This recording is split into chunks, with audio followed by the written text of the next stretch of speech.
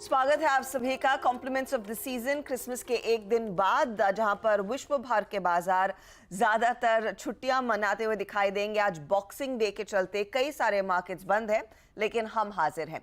आज भारतीय बाजारों में कारोबार की शुरुआत कैसी रहेगी, आपकी क्या तैयारी होनी चाहिए, सब पर करेंगे बातचीत। लेकिन पहले रुझान जो आपको दिख रहे हैं स्क्रीन पर, वो है गिफ्ट निफ्टी के करीब 16 पॉइंट ऊपर। इस सत्र में हम हल्की मजबूती के साथ शुरुआत करते हुए दिखाई दे सकते हैं। यही तैयारी हो रही है ओवर द वीकेंड, और खासतौर से अमेरिकी मार्केट्स में क्या कुछ हुआ उस सब का जायजा लिया जाएगा। लेकिन याद रहे, ये हम उतर चुके हैं इस साल यानी कि 2023 के आखिरी कारोबारी हफ्ते में। इस वीक को हम किक ऑफ करेंगे, लेकिन ध्यान रहे कि इस पूरे साल वॉलेटिलिटी के बावजूद निफ्टी ने आपको क्या रिटर्न दिया है। करीब 17.5% तक की कमाई इस पूरे एक साल में निफ्टी ने अब तक आपको कम करके दी है। साथ ही साथ आपको याद होगा, मैं वॉलेटाइल इसीलिए कह रही हूं क्योंकि मार्च में हमने एक अच्छा खासा लो दिखाया था 16,828 का। वहां से हम अच्छी खासी रिकवरी देकर अब 20-22 हजार के दरमियान ट्रेड करते हुए दिखाई दे रहे हैं। यानी कि इस साल के लो से 4,500 अंकों का उछाल देखने को मिला है। इस साल अगर आप निफ्टी बैंक देखें तो करीब 10% तक के रिटर्न्स इसने भी आपको दिए हैं। और निफ्टी बैंक पूरी कोशिश में था कि 48,000 के पार जाए। इनफैक्ट 7 मरतबा 48,000 को टेस्ट किया है दरअसल निफ्टी बैंक ने, और फाइनली सिर्फ एक दफा 48,000 के ऊपर का क्लोज दिया, और वो भी हुआ है इस फैग एंड दिसंबर के महीने में ही। वो अटेम्प्ट निफ्टी बैंक से ज्यादा जोर का बनता हुआ दिखाई दिया है। तो निफ्टी बैंक अपनी चाल को और कितना मजबूत करता हुआ दिखाई देगा। साथ ही साथ आपके लिए इस हफ्ते क्या रुझान बन रहे हैं वो भी स्क्रीन पर लेकर आएंगे। याद रखिएगा, पिछला हफ्ता थोड़ा सा कठिन हफ्ता था।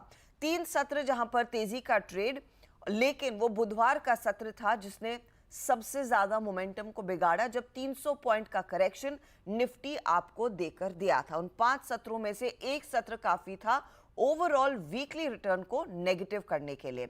ऐसे में विदेशी संस्थागत निवेशकों की भी बिकवाली का सिलसिला जारी है। डोमेस्टिक इंस्टीट्यूशन समय पर आकर खरीदारी करते दिखाई दे रहे हैं, और बीते सत्र में भी ठीक वैसा ही होता दिखाई दिया है।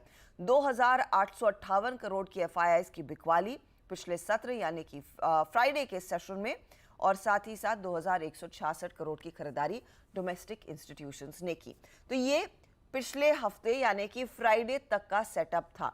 फिर ऑफ कोर्स हम अब और तब का डेटा आपकी स्क्रीन पर लेकर आएंगे, क्योंकि जब हम भारतीय बाजारों को वाइंड डाउन कर रहे थे तब आपको याद होगा अमेरिकी मार्केट से इशारा था कि शायद कुछ कमजोरी देखने को मिल सकती है। इनफैक्ट एक समय ऐसा था कि 100 पॉइंट का भी कट देखने को मिल रहा था। उसकी कुछ खास वजह समझ नहीं आ रही थी, लेकिन थोड़ी सी मुनाफा वसूली के बाद हल्की रिकवरी आई है, और वो अब के आंकड़े आपकी स्क्रीन पर हैं। डाउ फ्यूचर्स हल्की सी फ्लैट है, लेकिन इतना बुरा हाल नहीं था। हाँ, वहां के मिड कैप इंडेक्स में ज्यादा एक्शन बनता दिखाई दिया।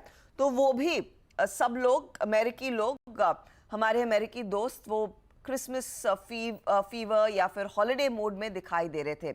अब एक्चुअली उस मार्केट में हुआ क्या और क्या कुछ कहा गया है कंपनीज की तरफ से, इकोनॉमिस्ट की तरफ से, ये सब आपकी स्क्रीन पर लेकर आएंगे नीरज जी, जो आपको बताएंगे कि एग्जैक्टली ग्लोबल मार्केट से इस साल के आखिरी हफ्ते में हमने क्यों लेना क्या है।